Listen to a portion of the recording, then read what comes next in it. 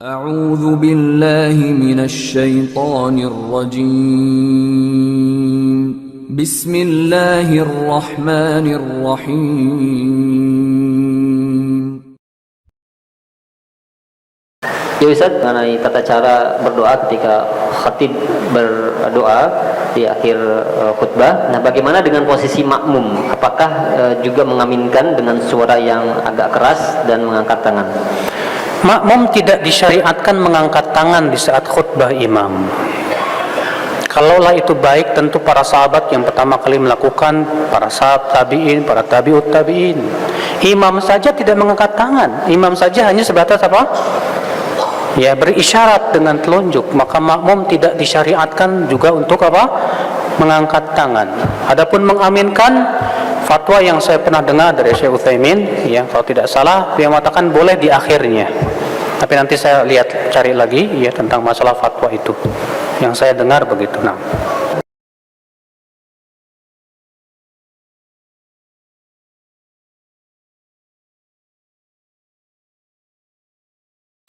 Dan ada pertanyaan, ya Ustadz, apakah yang lebih utama di antara menjawab azan berkumandang atau kita melaksanakan salat tahiyatul masjid ketika salat Jumat?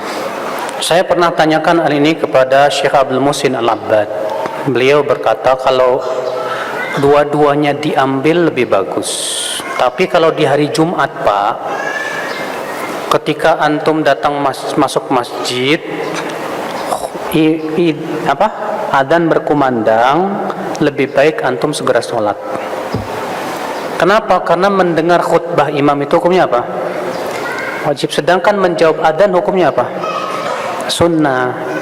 Berarti di saat adzan berkumandang segera aja antum sholat sunnah.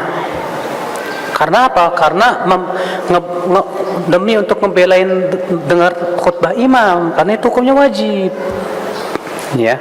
Paham nggak, Pak? Nah, ini kalau hari Jumat pas adzan berkumandang antum baru masuk masjid, maka bagusnya langsung sholat tahiyat masjid supaya kita bisa mendengarkan khutbah imam. Allahu a'lam.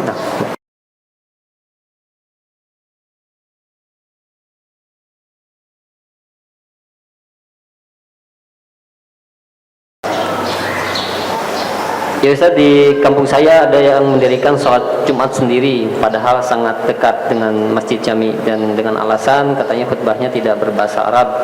Nah, bagaimana dengan status sholat Jumat yang diadakannya tersebut? Dan juga ya, kita ingin mencari sholat Jumatnya yang masjidnya melaksanakan sunnah tapi agak jauh, padahal di dekat rumah juga ada tapi tidak melakukan sunnah.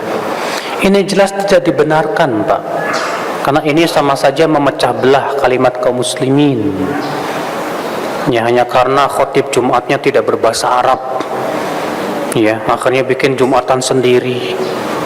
Akhirnya gara-gara itu menjadi apa?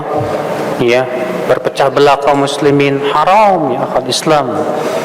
Makanya kata Ibnu Qudamah, pada asalnya Jumat itu hanya disyariatkan satu masjid saja di sebuah kampung. Tidak boleh ada dua, kecuali kalau imam yang mengizinkan. Maksudnya imam di sini pemimpin kaum muslimin, pemerintah mengatakan boleh, nggak apa-apa. Tapi kalau nggak dilarang, nggak boleh bikin lagi, karena ini bisa memecah belah ya akal Islam, ya haram. Nah.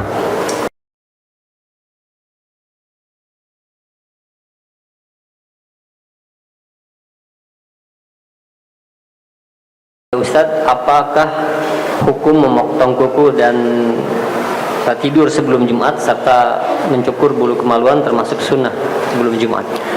Tidak ada satupun riwayat yang sahih yang menyebutkan disyariatkan memotong kuku, cukur rambut kemaluan itu disunahkan di hari Jumat. Yang disyariatkan itu adalah Nabi SAW memberikan batasan untuk memotong kuku, mencukur rambut kemaluan, memotong kumis, mencabut ketek, tidak lebih dari 40 hari. Nabi memberikan batasan. Ya, mereka yang mengatakan bahwa di hari Jumat disyariatkan memotong kuku, mana dalilnya saya belum dapat. dalil yang sahih tentang masalah itu. Allahu a'lam. Kalau tidur sebelum Jumat? Hah? Tidur sebelum Jumat? Tidur sebelum Jumat nggak bagus, Pak. Nggak sesuai dengan perbuatan salafus saleh. Dulu salafus saleh dalam satu riwayat yang sahih yang diriwayatkan Ibnu Abi Syaibah dan yang lainnya, dahulu para sahabat mengakhirkan tidur setelah sholat Jumat justru. Yang ada dalam riwayat begitu. Maka mereka para salafus saleh sebelum Jumatan menyibukkan diri dengan ibadah kepada Allah Subhanahu wa taala. Naam.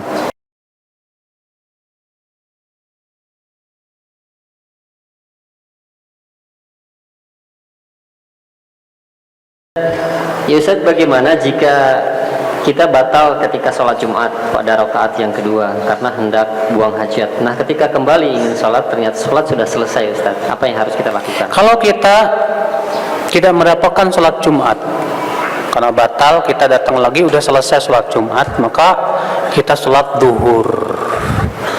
Kita sholat apa? Duhur 4 rakaat. Ya, bukan sholat Jumat 2 rakaat, bukan, tapi sholat duhur 4. Kenapa? Karena sholat Jumat itu syaratnya harus dengan imam. Maka kalau imam sudah selesai, maka pada waktu itu antum sholat duhur 4 rakaat. Wallahu a'lam.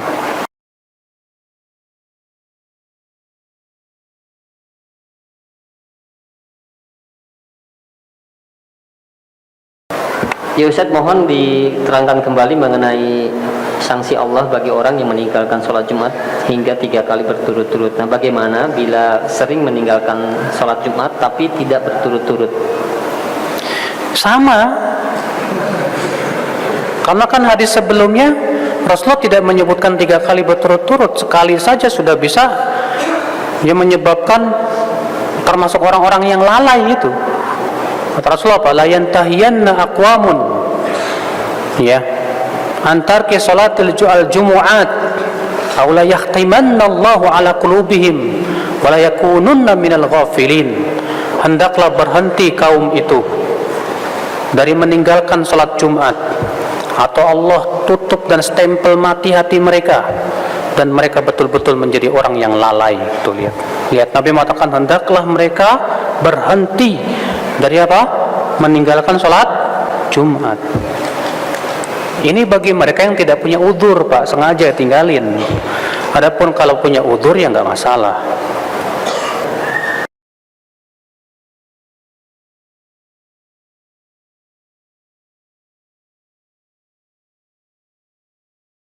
Nah, ya Ustaz, untuk larangan berjualan ketika sholat Jumat berlangsung, apakah berlaku juga untuk wanita? Yang rajih, wallahu a'lam, kalau untuk wanita, sesama wanita nggak masalah. Karena ya Allah Subhanahu wa taala melarang jual beli itu bagi mereka yang wajib mendatangi apa? Salat Jumat. Karena Allah mengatakan ya fas'au ila dzikrillah wa darul bai'. Pergilah kalian kepada zikir kepada Allah, itu salat Jumat, khutbah Jumat dan salat Jumat, dan tinggalkan apa? Jual beli. Ini berlaku bagi mereka yang wajib salat Jumat. Adapun yang tidak wajib seperti wanita, anak-anak, orang sakit, ya, maka pada waktu itu tidak apa-apa. Ya Ustaz, apakah mandi Jumat juga berlaku untuk wanita? Tadi sudah kita sebutkan, apakah mandi Jumat itu adalah untuk hak sholat Jumat atau untuk hak hari Jumat? Mereka yang mengatakan bahwa sholat mandi Jumat untuk hak hari Jumat, berarti mandi itu bukan hanya untuk laki-laki, bahkan wanita juga harus mandi. Mereka yang mengatakan itu hak sholat Jumat, maka wanita yang tidak wajib Jumat tidak perlu mandi, dan itu yang rajih, wallahu a'lam.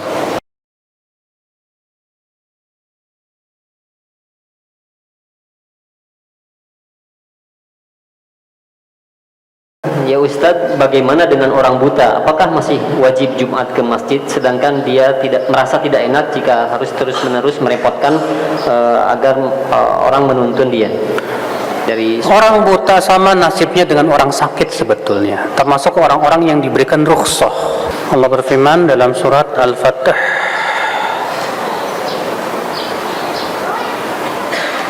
Laisa 'alal a'ma harajun, tidak ada dosa atas orang yang buta.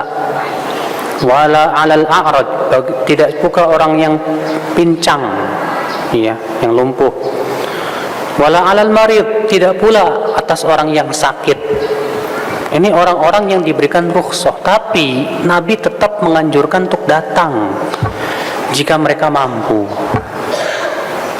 Dasarnya hadis Ibnu Ummi Maktum. Ibnu Ummi Maktum datang ke Rasulullah dan minta izin untuk tidak sholat berjamaah. Pertama Nabi memberikan rukhsah. Lalu Nabi bertanya, "Asami'tan nida?" Kamu mendengar adzan? Mendengar. Kata Rasulullah, "Kalau begitu kamu datanglah." Tetap Nabi menganjurkan orang buta untuk hadir. Ya, nggak apa-apalah merepotkan sedikit teman-teman. Insyaallah pahala buat mereka. Ya, Allahu a'lam.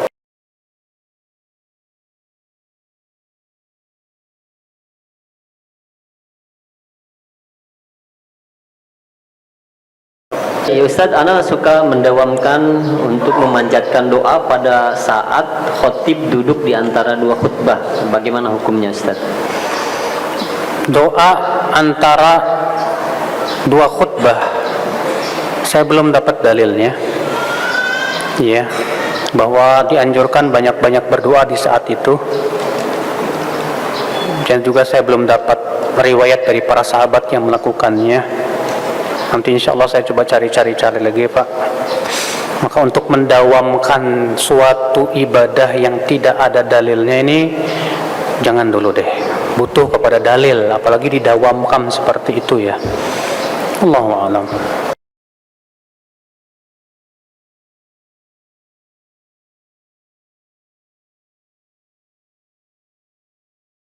Apakah benar pada hari Jumat seorang laki-laki disunahkan memakai minyak wangi pada rambut dan janggutnya?